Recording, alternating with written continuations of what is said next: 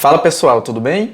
Bem-vindos ao canal, meu nome é Thiago Matias e hoje debateremos sobre um tema muito bacana, fundos imobiliários. E aqui eu levanto uma provocação específica. Caso você tenha recursos para aquisição de um imóvel, valeria mais a pena adquirir este imóvel para aluguel ou aplicar os recursos em fundos imobiliários?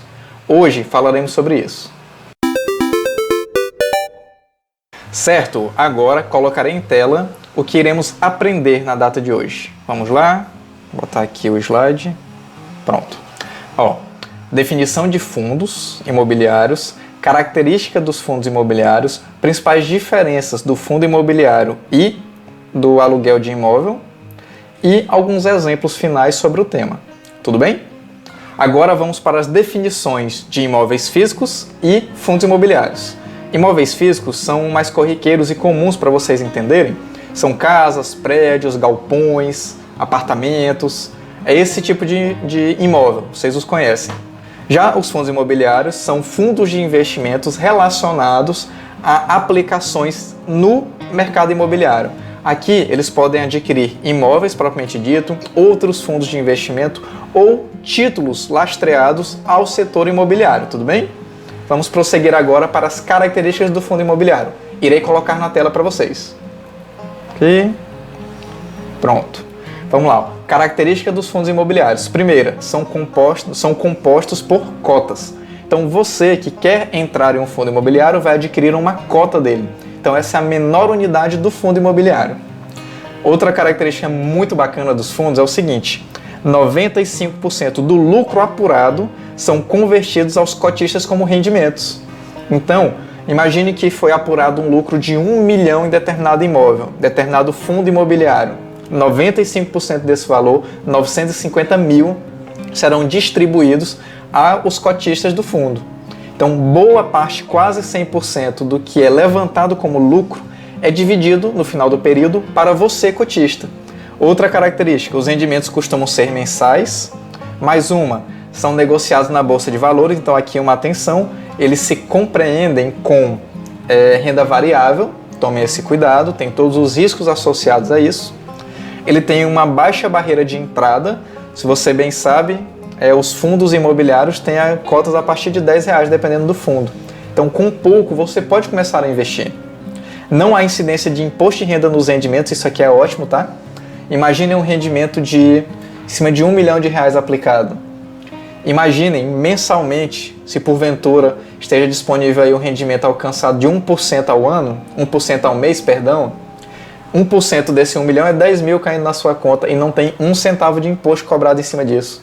Se você estivesse aplicando, por exemplo, em CDI, CDB, eles têm lá o imposto de renda cobrado em cima deles.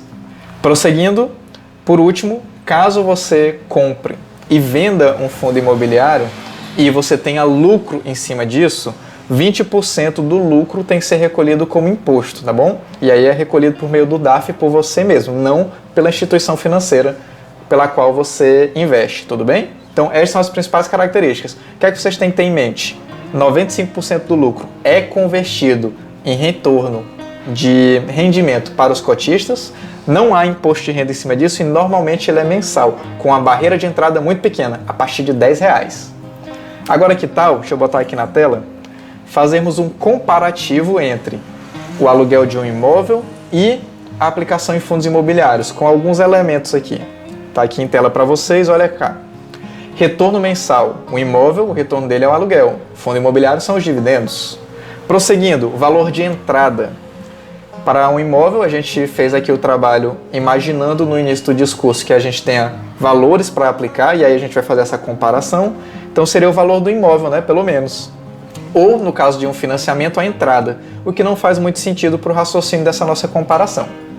Já para o fundo imobiliário, a partir de R$10 você já consegue investir. Terceira característica, imposto de renda. É pago o imposto de renda sobre o aluguel oferido, quando você faz a sua declaração de imposto de renda. E também relacionado ao lucro na venda do imóvel. Já no fundo imobiliário, não se paga imposto de renda nos rendimentos mensais e há somente imposto de renda no ganho de capital. Quando você vende um imóvel, um fundo imobiliário que você adquiriu com lucro, você paga 20% como imposto de renda. Se não teve lucro, não paga nada. Sobre comodidade, é que é interessante. Eu ouço muitas pessoas se questionando: olha, será que é bom ter um imóvel? Eu já acompanhei e acompanho alguns colegas que possuem imóvel de aluguel. E aqui, quem cuida do imóvel é você. Qual o problema? Muitas vezes o inquilino, ele dá dor de cabeça, ele demora para pagar e atrasa, ele quer pagar menos. Já no fundo imobiliário, tem gestores contratados que já são embutidos no valor aí anual, então o que você recebe de dividendo não tem nenhum abatimento quanto a isso, e eles cuidam disso para você. Outro ponto, custo operacional. Se você tem um imóvel, você vai pagar IPTU, condomínio, reformas, manutenção, contas atrasadas, o exemplo aqui da conta de energia. E já no fundo de investimento, você pagará a corretagem, quando tiver, várias corretoras não cobram corretagem. Temos também custódia, imposto de renda no ganho de capital, que já foi citado algumas vezes, taxa de administração, que já é embutido, e também a taxa de performance.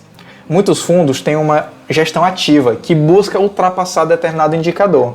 Caso ele consiga, ele recebe um prêmio, que é a taxa de performance. Então isso é muito bom para estimular o seu gestor do seu fundo imobiliário a buscar ainda mais retornos para você. Porque quanto mais ele vier a trazer retornos para você, ele também recebe mais. Então, o maior elogio ao trabalho de alguém é o pagamento, né? É o dinheiro. Então, quanto mais elogiado ele está, mais ele trabalhará para você. Em relação à liquidez, o imóvel tem uma liquidez muito baixa. Quem já teve imóvel e tentou vendê-lo sabe como é difícil isso. Já o fundo de investimento, a rentabilidade é bem alta, a liquidez é bem alta, perdão. E por último, na questão de valorização, o imóvel ele tem uma perspectiva de valorização bem maior do que a valorização do fundo imobiliário em si. Então ele tem esta vantagem. Se eu for olhar bem para esta tabela, é meio que a única grande vantagem. Então agora que vimos as diferenças, eu gostaria de mostrar para vocês alguns exemplos. Vamos aqui para as telas. Ok? Vamos lá. Temos o caso 1, casos de Douglas e seus 130 mil reais. Douglas, com seus 130k, estava pensando: olha, eu posso comprar determinado imóvel cujo aluguel hoje está de R$ 1.200. E aqui um ponto de atenção: é consenso quando se trabalha com esse tipo de cálculo que o aluguel de um imóvel seja por volta de 0,5% do valor total do imóvel. E aí isso pode variar de região para região, de inquilino para inquilino, período do ano e por aí vai. Mas temos esse mínimo aí. Se o aluguel fosse 0,5% deste imóvel, seria um valor de R$ 650 apenas. Mas eu fiz um cálculo um pouquinho maior, levando em consideração que é um imóvel bem localizado e por aí vai. Eu botei uma base de R$ 1.200 do aluguel do imóvel, mas isso pode oscilar entre esses valores, tudo bem? É apenas uma simulação. Nesse sentido, eu desenvolvi uma carteira hipotética com alguns fundos muito conhecidos. O HCTR11, aí eu fiz aqui a alocação entre os fundos, 50k, o HGLG, 20k, o MXRF11, 30k e o CPTS11, 30k. Aqui à direita temos a porcentagem de retorno de rentabilidade desses fundos no mês de janeiro de 2022. Aí, com esse retorno mensal, o HCTR com 1,26, o HGLG com 1,03, temos aqui os valores de rendimento mensais, 630, 206, 270 e 336. Isso aqui equivale a R$ 1.442 mensais de aluguel de fundos imobiliários de rendimentos caindo em conta livre de imposto de renda. Isso dá 1,11 dos 130k. E aí ele é um pouquinho maior do que o imóvel, contando todos os outros benefícios que a gente acabou de falar sobre as aplicações em fundos imobiliários. Isso aqui dá uma diferença de R$ 2.904 ao ano entre o rendimento desta carteira e o valor hipotético de um aluguel de R$ 1.200. Isso dilatando os valores de rentabilidade agora em janeiro para o decorrer do ano. Eles podem variar. O segundo exemplo é da Maiara. Maiara ela tem 30k e até consegue separar do salário dela R$ 300 todos os meses, só que Maiara não consegue adquirir um imóvel para alugar com seus 30 mil. Então, qual é a sugestão para Maiara? Já imaginou aplicar esse valor em uma carteira próxima com aquela carteira hipotética apresentada no caso anterior? Com um rendimento aqui de 1% ao mês, lá o rendimento era de 1,11. Vamos lá, vamos arredondar para 1%. Em 120 meses, em 10 anos, Maiara acumularia um patrimônio de R$168 mil, mais de 5 vezes o patrimônio inicial dela. E esse valor, convertido em rendimentos mensais que ela passaria a sacar a partir daí, daria R$1.661. Então, com a aplicação inicial de 30 mil e aplicações mensais de R$300, a gente vê aqui a evolução. No final do primeiro ano, ela tem R$37 mil. E esse valor daria um retorno de por volta de R$369 mensais a partir do último mês deste ano. Já no segundo ano aumenta para 46 mil, os rendimentos também vão aumentando. 3, 6... A partir do sétimo ano, ela já teria mais de R$1.000 de retorno mensal com o valor que ela teria aplicado. Então, fica a sugestão até aí. Caso você não tenha o valor para a aquisição de um imóvel físico e realmente seja o seu interesse, você pode iniciar aplicando em fundos imobiliários para se expor ao mercado imobiliário e aí conhecer e acompanhar para ver se faz sentido para você a aplicação nesse tipo de investimento. Então, o caso da Maiara é apresentado para vocês.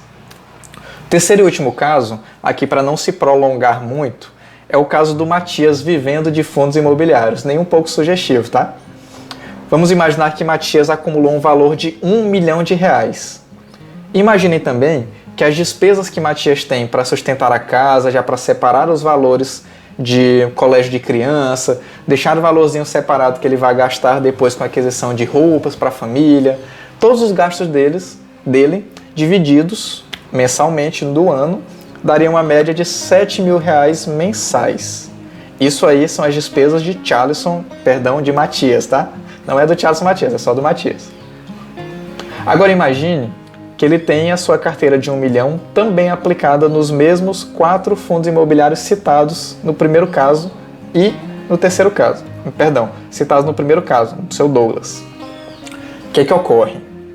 Ele tiraria em média R$11.025 de rendimentos por mês, pegando os valores de rendimentos deste mês de janeiro de 2022 e o dilatando no decorrer desse prazo. E, com as suas despesas de R$7 mil, ele teria R$4.025 de sobra. Inclusive, Matias é um cara muito planejado. E essa sobra ele guarda no decorrer do ano para, no final do ano, com R$48.300 no bolso, fazer uma viagem com a família para conhecer, uma vez por ano, um país diferente. Então, Matias consegue não trabalhar, ter o suficiente para pagar as suas despesas, a sua esposa ainda trabalha para melhorar o rendimento que a família recebe mensalmente e ainda tem um valor reservado que ele utiliza no final do ano para viagens. Isso é viver de dividendos. Então, temos aqui exemplos. E agora surge a pergunta, eu vou mostrar aqui um desenhozinho na tela que provavelmente vocês devem estar pensando. Charleston, essa rentabilidade é recorrente? Ela é de fato, ela é contínua? Ou foi apenas um golpe de sorte? Isso é muito comum se perguntar, porque quando vemos rentabilidades um pouquinho maiores, é importante até que se tenha medo, que se entenda do que se está falando. Para isso, eu peguei aqui, vou mostrar para vocês. Deixa eu começar aqui. Tá, vou mostrar aqui para vocês esta tabela que representa os fundos imobiliários ativos na nossa B3, divididos por setor, por preço, e aqui foi uma base tirada em janeiro de 2022, aqui com os seus dividendos em valores, com seus dividendos em porcentagem, e na coluna GH, eu destaquei aqui para vocês em vermelho, olhem só, temos os dividendos que o fundo disponibilizou somados dos últimos 3 meses. O fundo HCTR, eu deixei aqui como primeiros os fundos que eu apresentei no exemplo. Os dividendos do HCTR nos últimos 3 meses foi de 3,88%. E nos últimos 6 meses, 7,59%. Imaginem que numa carteira de 1 milhão, em 6 meses, esse dividendo de 7,59% daria um valor de R$ 75.900, sem imposto de renda, em 6 meses. Então, quem tivesse aplicado neste fundo esse valor, teria isso de retorno. Prosseguindo, o CTPS, 6,20 nos últimos 6 meses de rendimento, 6,20%. O MXRF, um pouquinho menos, é 4,87%. E o HGLG, 4,37%. Então veja que o rendimento, isso aqui é valores dos últimos 6 meses, então não é algo que aconteceu uma vez.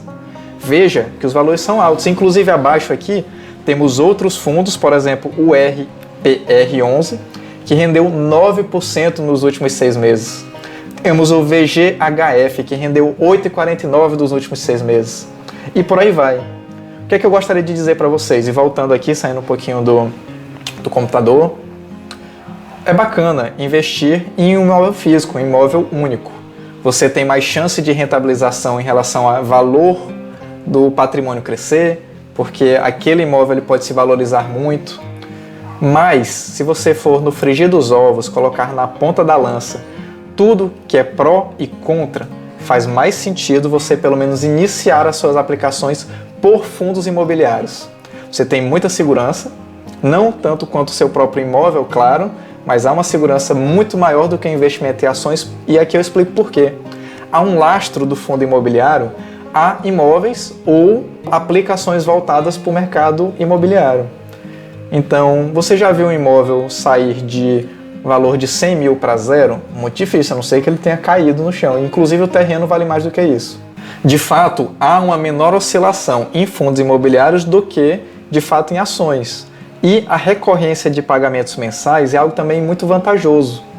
Então, olhe com atenção, pense bem se você tiver valores disponíveis para aplicação e queira aplicar nesse ramo, busque alguns fundos imobiliários ou a ajuda de profissionais que possam lhe indicar, lhe orientar melhor sobre como escolher os melhores fundos. Aqui, esse vídeo inicial para lhe apresentar, inclusive a tela que eu lhes apresentei da tabelinha dos fundos, eu posso fazer um próximo vídeo ensinando como analisar esses fundos. Então, é isso. Muito obrigado pelo seu tempo. Eu sei que você já sabe a minha resposta de se é melhor investir em imóvel ou em fundos imobiliários. Para ficar claro, em fundos imobiliários. Eu espero que você tenha gostado do vídeo. Vou começar a dizer isso também. Deixe o seu like, se inscreva e muito obrigado. Grande abraço.